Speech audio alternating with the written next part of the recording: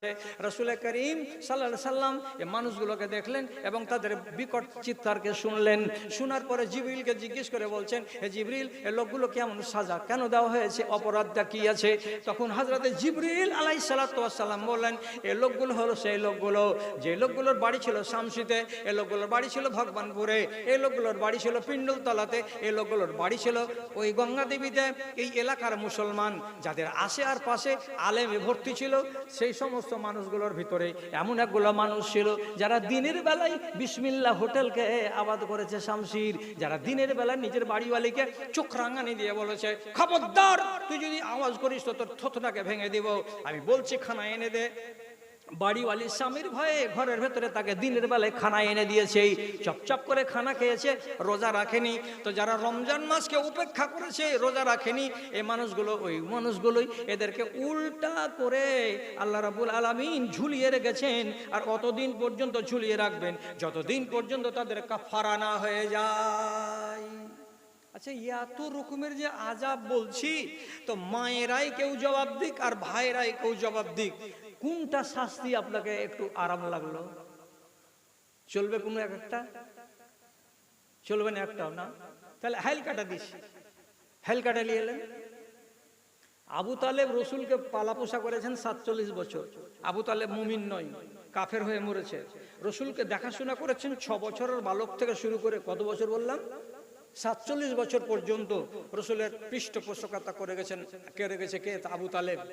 আবু তালেবের এই পৃষ্ঠপোষকতা করার কারণে আল্লাহ তাআলা বলছেন, হে আমার নবী, আবু তালেবকে আযাব দিব, কিন্তু সারা পৃথিবীর মানুষের আযাবের চাইতে হালকাটাই দিব, ওকে বেশি দামি আযাব আর কড়া আযাবটা দিব না। তখন আল্লাহ তাআলার নবী আবার আগ্রহ করে শুনছিলেন যে আমার চাচাকে হয়তো আল্লাহ তাআলা কোন হাইলকে আযাবটা দিবেন।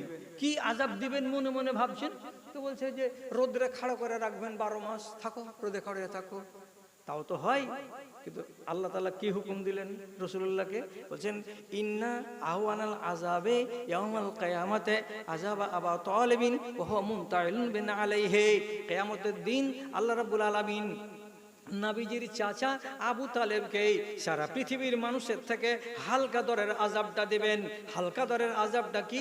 2খানা লোহার জুতা দেওয়া হবে তাকে, আর লোহার জুতার সুপতলার নিচে এত পাওয়ারের আগুন দিয়ে দেওয়া হবে যে আগুনের ফুলকিতে আর আগুনের ভোল্টেজে হাঁটু বেয়ে, রান বেয়ে, পেট বেয়ে, বুক বেয়ে মগজ পর্যন্ত তার তাপটা আসবে। রাসূলুল্লাহ বলছেন, ইয়াগলি মিনহু দিমাগুহু, মগজগুলো যে ভিতর দিকে আছে, তো গরম পানি যেমন খালখাল খালখাল করে আওয়াজ করে, ওই রকম আমার চাচা আবু তালেবের মগজগুলো সারা দিন সারা রাত ওই রকম খলখল খলখল করে উতলাতে থাকবে। এছাড়া আর হালকা আযাব আল্লাহর কাছে নাই। চলবে এটা? চলবে না, চলবে না। যদি কোনোটাই আযাব না চলে, তাহলে আপনাকে আমি বলতে চাইছি, আপনি অপরাধী হয়ে মরবেন না আপনি নিরপরাধ হয়ে মরবেন, এটা আপনার কাছে জিজ্ঞাসা। আপনি আসামি হয়ে মরবেন না আপনি একজন সাচ্চা মুসলমান হয়ে মরবেন, এটা আপনার কাছে আমার জিজ্ঞাসা। আপনি বলবেন আমি সাচ্চা মুসলমান, কি দিয়ে হব? গা থেকে গুনাহকে নামিয়ে দেন, আপনি সাচ্চা মুসলমান। গা থেকে গুনাহকে নামিয়ে দেন, তাহলে আপনি পাক্কা মুসলমান। আপনার আর কোনো আযাব নেই, আর আপনাকে কোনো রকমের কষ্ট পোহাতে হবে না কিয়ামতের দিন। তা আপনি বলবেন আমি আমার গা থেকে কেমন করে পাপ নামাবো? তো আপনার নেক ইচ্ছা আছে কি যে হ্যাঁ আমি পাপ নামাবো? যদি বলেন হ্যাঁ নেক ইচ্ছা আছে, তো পৃথিবীতে ধোঁয়া পরিষ্কার করার জিনিস কি আল্লাহ তাআলা অভাব রেখেছেন? অভাব আছে কি? আচ্ছা খালাটি শুনো, ও মা ঠিক আছে শুনতে বলছি, তোমার বাড়ির কাপড় যদি কালো হয়ে যায়, তো কাপড়কে কি করে পরিষ্কার করতে হয়? 1 বালতি পানিতে ডিটারজেন্ট পাউডার গুলে দাও, কাপড়খানিকে এমনি করে ঝাঁকাও, আধ ঘন্টা পরে ধুয়ে মুছে তুলে দাও, পরিষ্কার, কাপড় পরিষ্কার হয়ে গেল। পানি ইন্দারার খারাপ হয়ে গেছে, ইন্দারার পানি পরিষ্কার করতে গেলে বেটা ছেলেটিকে বলছি, কি দিব যে পানি পরিষ্কার হবে বলুন একজন লোক? কি? চুন। বড় ভাই বললেন চুন, আপনারা কেউ বলেন হসপিটাল ওয়ালা যেগুলো দেয় ব্লিচিং পাউডার। আর একটা ভাই বলুন, নাম শুনেছেন ফিটকিরি? হ্যাঁ না বলুন শুনেছেন ফিটকিরি? ফিটকিরি ফেলে দেন পানিতে, ব্লিচিং ফেলে দেন, ফেলে দিয়ে পানিতে চুন ফেলে দেন পানিতে, পানি কি হবে? পরিষ্কার। তাহলে পানি পরিষ্কার করার হিসাব আলাদা, আর কাপড় পরিষ্কার করার হিসাব আলাদা। আর যদি একটা মানুষ বলে যে আমার লোহাতে জং লেগে গেছে, কি করবো? কামারের বাড়ি নিয়ে যাও, কামার ওকে হাপুরে ভরবে, আর হাপুর হুপুর করে যখন 10 বার টানবে, লাল হবে, তারপরে এই রকম করে রেখে যখন ঠাকাম ঠাকাম করে দিবে 10টা বাড়ি, তখন যেটা জং ছিল ছুটে যাবে। তারপরে দেখবেন যে আপনার হাঁসুয়াটা ঝকঝকে জং মুক্ত হয়ে গেছে। তাহলে লোহার জং ছাড়াতে গেলে আগুন দিয়ে ছাড়াতে হবে, কাপড়ের ময়লা ছাড়াতে গেলে ডিটারজেন্ট দিয়ে ছাড়াতে হবে, পানির গান্দাগিকে পরিষ্কার করতে গেলে আপনাকে ফিটকিরি দিয়ে পরিষ্কার করতে হবে। আপনার দেহে ময়লা লেগে আছে, এই ময়লাটাকে ছুটাবার জন্য কোনটা করতে হবে? বলছে আমাকে বালতিতে ভরো, হবে? হবে না। আপনাকে আগুনে ভরবো, হবে? হবে না। হাপরে যদি ভরে দিই তাহলে হবে? জি না, হবে না। এক এক জিনিসকে পরিষ্কার করার জন্য এক একটা জিনিস আল্লাহ তাআলা করে রেখেছেন। আমার ভিতরে আছে পাপ, আমি পাপটাকে পরিষ্কার করব কি দিয়ে? রাসূলুল্লাহ বলছেন, যেই মানুষের গায়ে একটা ভুল হয়ে যায়, নোকেতাত ফি কালবিহি নোকতাতান, যেমনি একটা ভুল করবে সেই মানুষটার অন্তরের ভেতর একটা কালো স্পট পড়ে যাবে। আর এই লোকটা যদি ভুলটাকে মুছে না নেয় আল্লাহর কাছ থেকে, তাহলে কালো হয়ে থেকেই যাবে। সোমবারের দিন একটা পাপ করে একটা দাগ লাগালো, আর মঙ্গলবারের দিন আর একটা ভুল করে আর একটা দাগ লাগালো। এইরকম করে যদি দাগ লাগাতেই থাকে, দাগ লাগাতেই থাকে, একটা বছর হবে না, পুরো অন্তরটা কালো কালো কালো কালো দাগ হয়ে যাবে। তারপরে ভালো জিনিস আর বুঝতে চাইবে না, তার কাছে জান্নাতের ওয়াজ ভালো লাগবে না, তাকে জাহান্নামের ওয়াজ আর ভালো লাগবে না, তার ভিতরে কোনো কথায় আসর আর করবে না। কিন্তু দাগ পড়লো, দাগটাকে মুছে নিতে হবে। কি দিয়ে মুছবো? রাসূলুল্লাহ বলছেন আল ইস্তিগফার, তোমাকে ইস্তেগফার করতে হবে। ইস্তেগফার মানে কি? ক্ষমা প্রার্থনা করা, ক্ষমা প্রার্থনা করা। কি বলে ক্ষমা প্রার্থনা করতে হয়? আর সোজা সোজা আর বলবো না। আমার পরে আসবে বাংলাদেশি, কতক্ষণ যে হলো না হলে হিসাব কিছু করতে পারছি না, কিছুক্ষণ আর বলে দিই। ক্ষমা প্রার্থনা মানে কি? আরবিতে যদি বলি তো ওর নাম হলো ইস্তেগফার, আর বাংলাতে যদি বলি ক্ষমা প্রার্থনা। ক্ষমা প্রার্থনা করতে গেলে আপনার গুনাহগুলো মাফ হবে, কিন্তু ভালো করে জেনে রাখেন, যেগুলো ছোট গুনাহ সেগুলো মাফ হবে, যেগুলো বড় গুনাহ এত সহজে মাফ হবে না। ছোট গুনাহ কোনগুলো?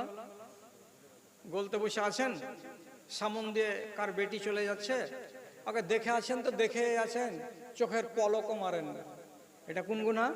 সাগিরা গুনাহ। গলিতে একটা কুকুর বসে আছে, একটা ঢিল ছুঁড়ে দিলেন, কুকুরটাকে লেগে গেল, কাউ কাউ কাউ কাউ করতে করতে কুকুরটা পালিয়ে গেল, এটা সাগিরা গুনাহ। একটা গাছের ডালকে এমনি ভেঙে দিলেন, কাজে লাগালেন না, মিসওয়াকও বানালেন না, বেকার বেকার ডালটাকে ভাঙলেন আর ফেলে দিলেন রাস্তার কিনারায়, এটা হলো সাগিরা গুনাহ। আপনি একটা মানুষকে দেখলেন না, দেখার পরে বলছেন আরে শ্বশুরের বেটা কোনটা গেছিলি? শ্বশুরের বেটা বলার মানে এটা কি? এটা তো একটা ছোট মোটো গালি হলো, এর থেকে নোংরা গালি আমাদের দেশের লোকেরা বলে। কোনো একটা মানুষ যদি একটা গালি কাউকে দিয়ে দেয় তাহলে পরে এটা হলো সাগিরা গুনাহ। কোনো একটা মানুষ যদি কোনো একটা পশুকে কষ্ট দেয় তো এটা হলো সাগিরা গুনাহ। একটা মানুষ একটা চড়ুই পাখিকে মারলো, মারার পরে তাকে গোশত করে খেলো না, শুধু এমনি করে গুলল দিয়ে মারলো, আর মারার পরে তাকে অমনি মরা ফেলে রেখে দিল, এটা হলো সাগিরা গুনাহ। এইরকম করে কাউকে গাল দেওয়া, কারোর দিকে তাকিয়ে দেখা, কাউকে কি কিছু অন্যায় কথা বলা, এগুলো হলো সব সাগিরা গুনাহ, সাগিরা গুনাহ, সাগিরা গুনাহ। আস্তাগফিরুল্লাহ যদি বলা যায় তাহলে সাগিরা গুনাহগুলো মাফ হবে, আর কাবিরা গুলো কিন্তু অত সহজে মাফ হবে না। কাবিরা কোনটা? মদ খাওয়া কাবিরা গুনাহ, সুদ খাওয়া কাবিরা গুনাহ, ব্যভিচার করা কাবিরা গুনাহ, এবং জাদু করা কাবিরা গুনাহ, শিরকের গুনাহ কাবিরা গুনাহ, এবং তিরাঙ্গা খাওয়া, গুটকা খাওয়া, এই নেশা জাতীয় দ্রব্য এগুলোকে পান করা, খাওয়া, এগুলো হলো গুনাহ। মা বাপের সঙ্গে নাফরমানি করা, এগুলো হলো কাবিরা গুনাহ। মেয়ে ছেলে হয়ে যদি বেপর্দা হয়ে চলে, মাথায় কাপড় না দেয়, তার কোখা যদি দেখতে পাওয়া যায়, এগুলো হলো কাবিরা গুনাহ। ব্যভিচার যদি কেউ করে নেয় বিবাহ করার আগে কিংবা বিবাহ করার পরে, এগুলো হয়ে গেল কাবিরা গুনাহ। কেউ যদি গুজব করে কোনো ছেলে কোনো মেয়ের, কোনো মেয়ে কোনো ছেলের, এগুলো হলো কাবিরা গুনাহ। এই বড় গুনাহকে যদি মুছতে যাওয়া যায় তাহলে বড় লকড়ি কাঠি কুড়াতে হবে, আর ছোট মোটো যদি সাগিরা গুনাহকে মাফ করা যায় তো অল্পতেই মাফ হয়ে যাবে। এবার দু তিনটা কথা আর বাকি আছে। এটি বলে দিব, দিয়ে ছেড়ে দিব, তারপরে আপনাদের পরের বক্তা আসবে। এবার কি কি করে শিখাবো আপনাকে? ছোট ছোট গুনাহগুলো আস্তাগফিরুল্লাহ বললে মাফ হয়ে যাবে। এক্ষুনি আপনি করে আসলেন কোন একটা অন্যায়, এখানে এসে করলেন কি, ওই গুনাহটাকে স্মরণ করে আপনি বললেন আস্তাগফিরুল্লাহ। যদি খালি মুখে বলেন আস্তাগফিরুল্লাহ ওই নিয়াতে, তাহলে এই গুনাহটা সাথে সাথে আপনার গা থেকে মুছে যাবে।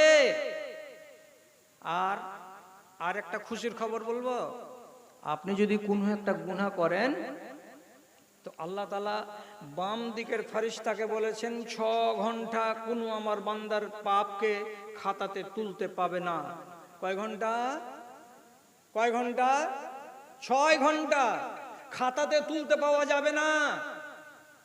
অতক্ষণ পর্যন্ত তোমাকে রুখতে হবে, যতক্ষণ পর্যন্ত 6 ঘন্টা গত না হবে ততক্ষণ পর্যন্ত তুমি লিখবা না এই পাপটা। এখন স্কুল যাওয়ার মাথায় মেয়েটি চলে যাচ্ছে, নিজের মনে স্কুল বই হাতে করে নিয়ে, আপনার বেটা এক কিনারাতে খাড়িয়েছিল, ওর নাম ধরে বলছে রোজিনা, তাকালছে কে? শাশুড়, আই লাভ ইউ, মেরে দিল তাকে তীর, আই লাভ ইউ। আরে তুমি পরের মেয়েকে আই লাভ ইউ বলার কে? এই যে অপরাধ, এই যে অন্যায়, তোমার এই অন্যায়টাকে আল্লাহ রাব্বুল আলামিনের ফেরেশতা লিখতে পাবেন না। কয় ঘন্টা? 6 ঘন্টা।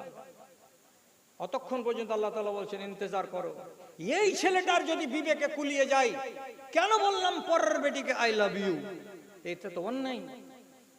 মনে যদি অনুশোচনা আসে, আর তারপরে যদি ওখানে দাঁড়িয়ে কিংবা বাড়ি এসে যদি বলে আস্তাগফিরুল্লাহ আস্তাগফিরুল্লাহ রাব্বি মিন কুল্লি যামবিন ওয়া আতুবু ইলাই, যদি এইরকম তওবা করে দেয় তো আল্লাহ রাব্বুল আলামিন বলছেন ফেরেশতা কি করবে?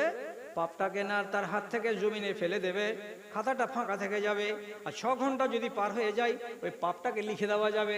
আর এই পাপটাকে যদি সে মাপ না করাই, প্রত্যেক সপ্তাহে একবার সোমবারের দিন সন্ধ্যাবেলায় তোমার আমলগুলো প্রথম আকাশ থেকে 7 আসমানে যাবে, আর তোমার আমলগুলো আর একবার বৃহস্পতিবারের দিন সন্ধ্যাবেলায়, এই 3 দিনে যা করলে আবার উপর দিকে চলে যাবে, নামতে থাকবে না রে বাবা।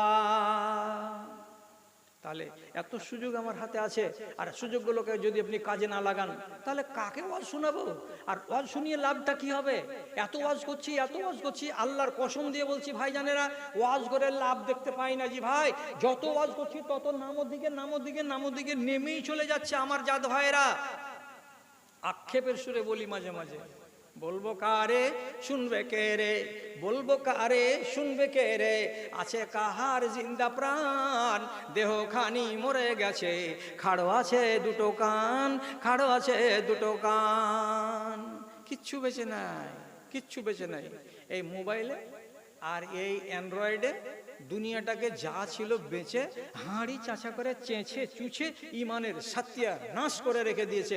না বেটা ভালো, না বেটি ভালো, না বৌমা ভালো, না জামাই বাবু ভালো, না ছোট ছোট কোলে যেগুলো বাচ্চা আছে সেগুলো ভালো। যতক্ষণ পর্যন্ত ঝুল্লুতে একটা 1 বছরের বাচ্চাকে শুতিয়ে দেওয়ার পর ওর সাইডে যখন ওই মোবাইল না দিচ্ছে ওর মা, ততক্ষণ পর্যন্ত নিন্দিই যায় না।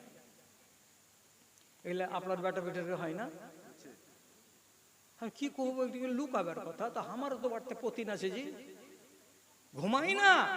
আর যখনই মোবাইলটাকে জুড়ে দিচ্ছি আর আধা দূরে রেখে দিচ্ছি, আর একটা করে ওই বলছে, ওই কইছে যে डीजे वाला बाबू मेरा गाना चला दो, गाना चला दो, डीजे वाला बाबू मेरा गाना चला दो, गाना चला दो। আর যখন ডিজে ওয়ালা বাবু করছে ঝনক ঝনক ঝনক ঝনক যখন আওয়াজ করছে, ঝুলতে বসে বসে তারা এখনো বলি ফুটেনি।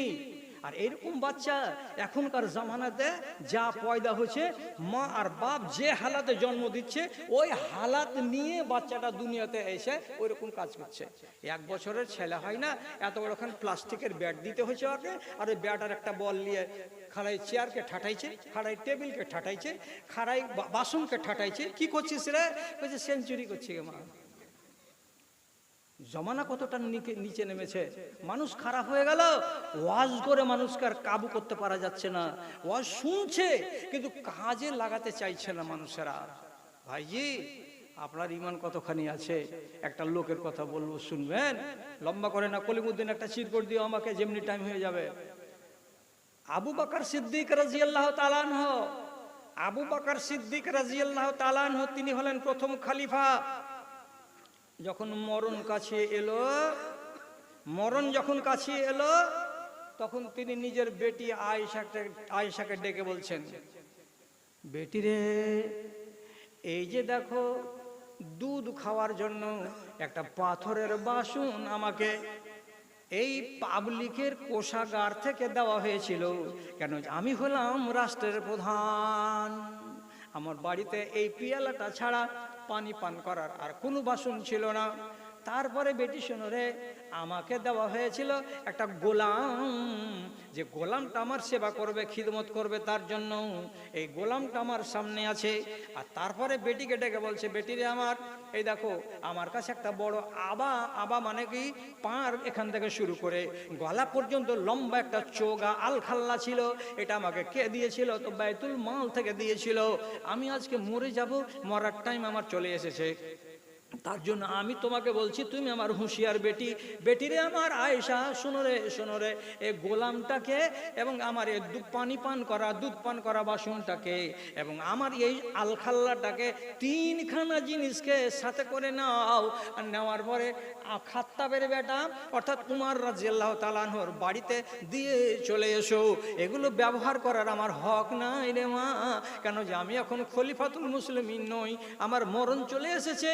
মরে যাওয়ার পরে যদি আমার বাড়িতে থেকে যাই তাহলে এগুলো অন্যায় রাখা হবে। কাজে রাষ্ট্রের মাল রাষ্ট্রের কাছে চলে যাবে। আর আমার পরে খলিফা হবে কে? তো উমর রাদিয়াল্লাহু তাআলা আনহু। আমার বাড়িতে এগুলো রাখিও না। ওহরে, একটা খলিফাতুল মুসলিমিন, আর পৃথিবীতে নবীরা আগে জান্নাতে যাবেন, তারপরে উম্মতির ভিতরে উম্মতে মুহাম্মাদি প্রথম জান্নাতে যাবে। আর উম্মতে মুহাম্মাদের ভিতরে সর্বপ্রথম যে ব্যক্তিটা জান্নাতে প্রবেশ করবে তার নাম আবু বকর সিদ্দিক। তো যেই লোকটাকে রাসূলুল্লাহ 10টা জান্নাতি লোকের তালিকা দিলেন, আর তালিকা দেওয়ার পরে 1 নম্বরের নাম নিলেন আবু বকর সিদ্দিকের, তো সেই লোকটা মানুষ মরবার টাইমে তার ভিতরে কত খাকসারি এসেছে এবং কত আল্লাহর ভয় এসেছে, যে সামান্য একটা পাথরের পিয়ালা বাড়িতে রাখতে রাজি নেই। রাষ্ট্রের মাল জমা করে দাও, আমার এই আলখাল্লা এখানে রাখবো না, জমা করে দাও। আর দেওয়ার পরে নিজের বেটিকে বলছে, বেটি আমার, গোসল যখন দেওয়াবে লোকেরা, তুমি আমার মেয়ে, সাথে থাকবে, আমার কাছে থাকবে, দূরে যাবে না। তারপরে আমাকে যে কাফন পরাতে হবে, তো বেটি আয়েশা তোমার মতো জ্ঞানী গুণী মেয়ে আমার সামনে আর কেউ নেই, তার জন্য তোমাকে বলছি, আমার যে দুখানা লম্বা লম্বা চাদর আছে সাদা, আমি যখন মরে যাব বা মরণটা কাছে চলে আসবে, তখন সাদা চাদরটাকে তুমি আগেই কেচে দাও, আর কেচে দেওয়ার পর শুকিয়ে নাও, আর ওই পুরানা চাদর দুটাতে আমাকে কাফন পরিয়ে দিয়ে কবরে দিয়ে আসার ব্যবস্থা করবে।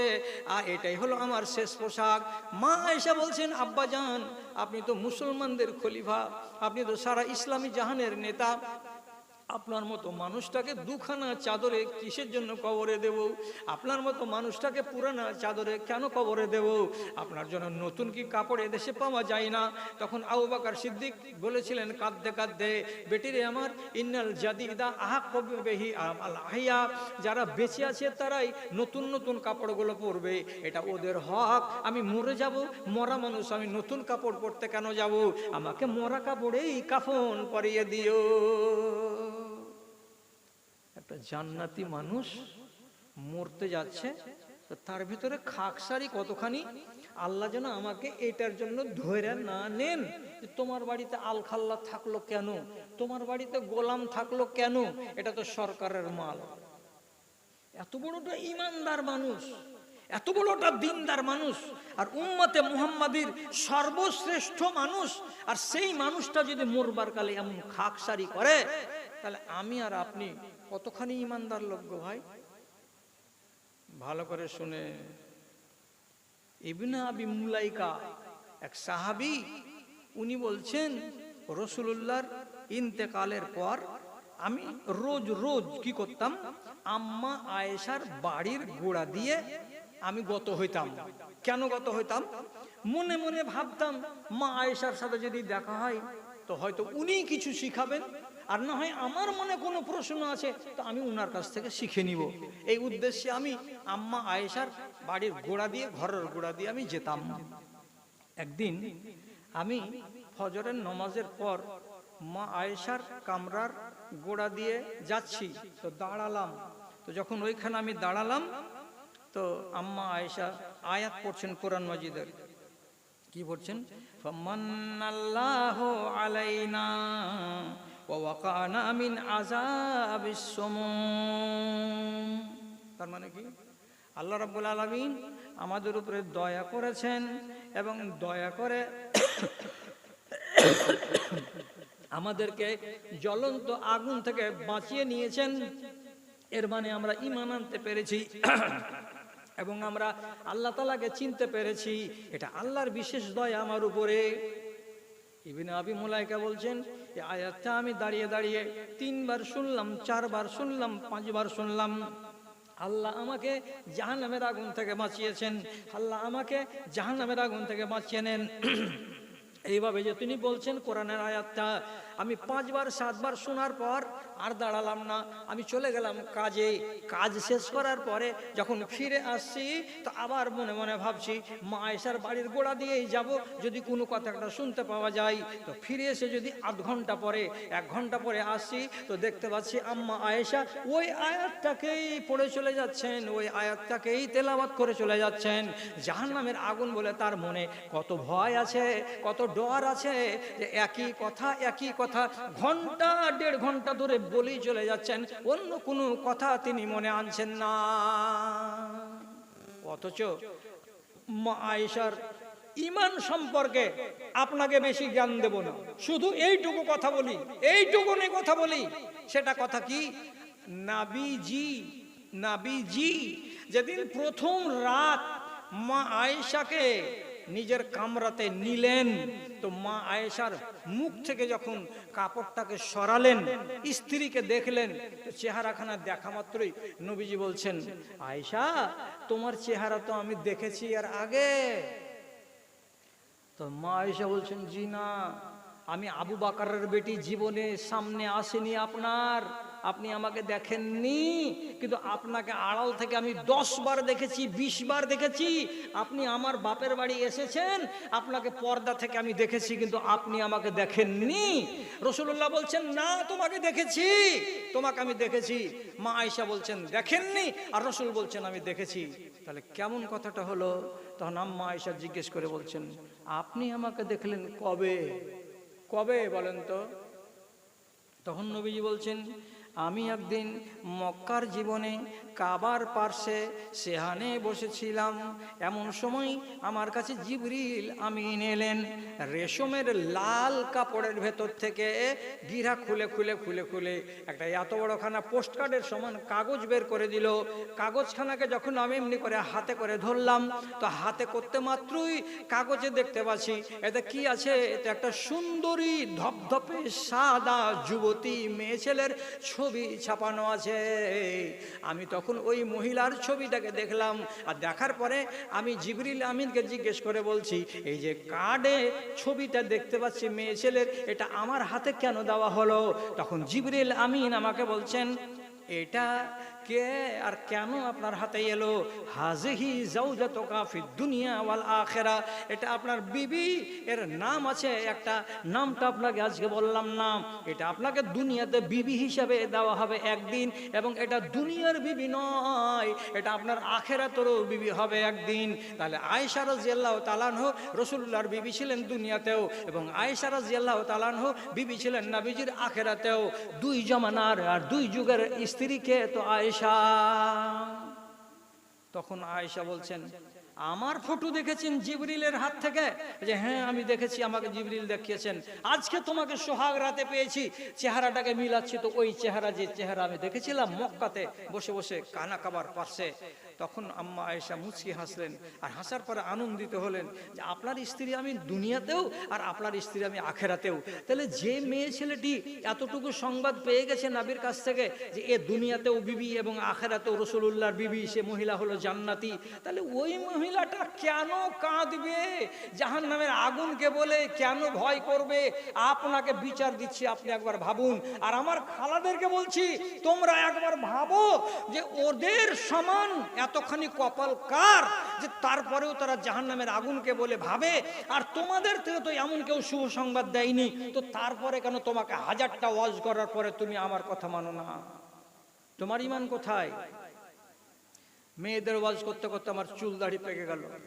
হাজার বার করে বললাম, পরের ছেলের গায়ে হলুদ লাগাতে যেও না, পাক্কা হারামি কাজ, যাবেই যাবে।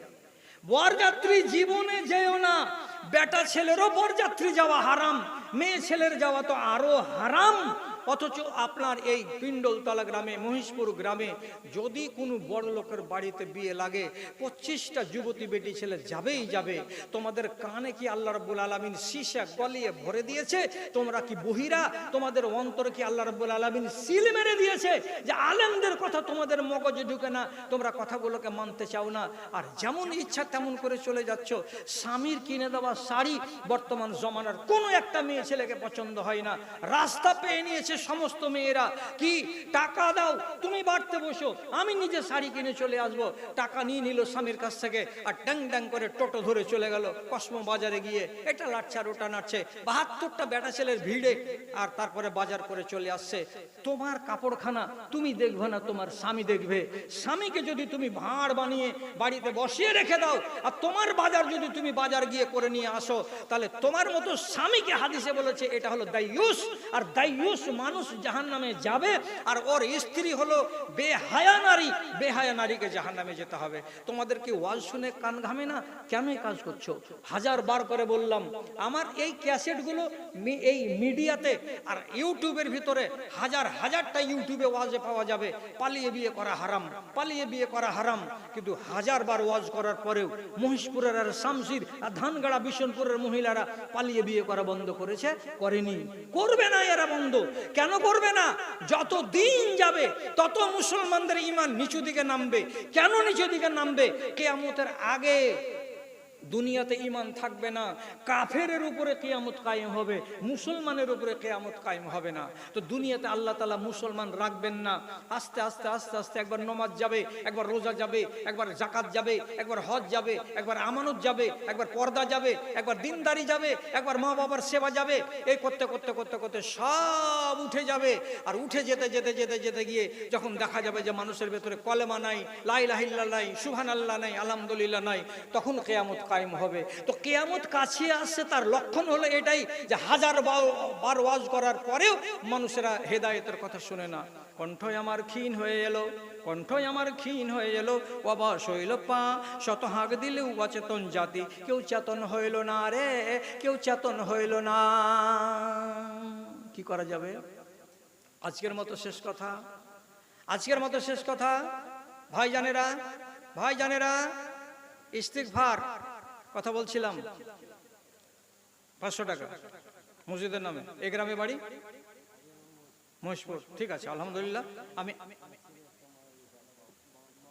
আচ্ছা ইনশাআল্লাহ, ঠিক আছে মনে রাখছি। আচ্ছা 5 মিনিট পরে সবারই জন্য দোয়া করবো ইনশাআল্লাহ। 5টা মিনিট। তো কয়েকজন মিলে টাকা দিয়েছে, এখানে বেশ কিছু টাকা, শ্বশুর শাশুড়ি মা বাবা আহলে আলের নামে এই টাকাটি এসেছে আলহামদুলিল্লাহ, মাশাআল্লাহ, জাযাকাল্লাহ।